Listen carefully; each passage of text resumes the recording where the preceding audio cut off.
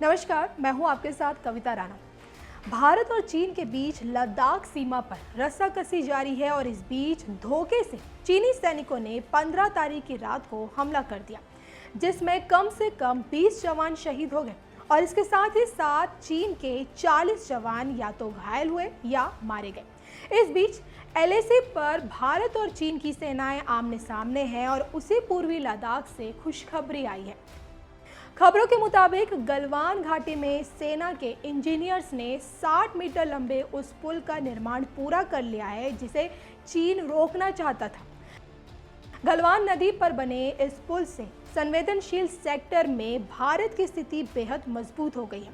इस पुल की मदद से अब सैनिक नदी वाहनों के साथ आर पार जा सकते हैं और 255 किलोमीटर लंबे स्ट्रेटेजिक डीबीओ रोड की सुरक्षा कर सकते हैं।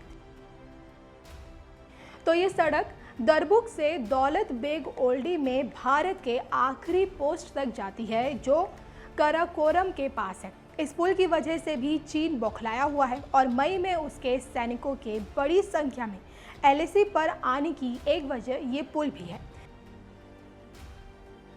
जिसे वो नहीं बनने देना चाहता था, क्योंकि वो जानता है कि इस पुल से जहां भारत की स्थिति और भी मजबूत हो गई है और सूत्रों की माने तो पुल गुरुवार रात को तैयार हो गया है और इससे ये भी पता चलता है कि सीमा पर फॉर्मेशन इंजीनियर्स इंफ्रास्ट्रक्चर को मजबूत करने में जुटे हुए हैं और पीएलए की ओर से काम रुकवाने की तमाम कोशिशों के बावजूद भी बॉर्डर रोड ऑर्गेनाइजेशन का काम जारी रहेगा। तो 4 मेहराब वाला ये पुल श्योक और गलवान नदी के संगम से 3 किलोमीटर पूर्व में बना है और पेट्रोलिंग पॉइंट 14 से 2 किलोमीटर पूर्व में। पेट्रोलिंग पॉइंट 14 की वो स्थान है जहां 15 जून को दोनों सेनाओं के बीच हिंसक झड़प हुई थी और ये वाई जंक्शन के नज़दीक है जहां गलवान नाला मुख्य नदी से मिलता है। दोनों नदी के संगम पर भारतीय सेना का बेस कैंप है जिसे 120 किलोमीटर कैंप कहा जाता है।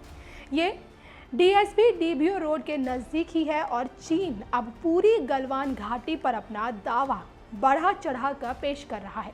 वो श्योक नदी तक भारत के दावे को कम करना चाहता है और यही लड़ाई की वजह है। तो अब लग रहा है कि भारत आर पार के मोड में है और अब ये देखना होगा कि होता क्या है।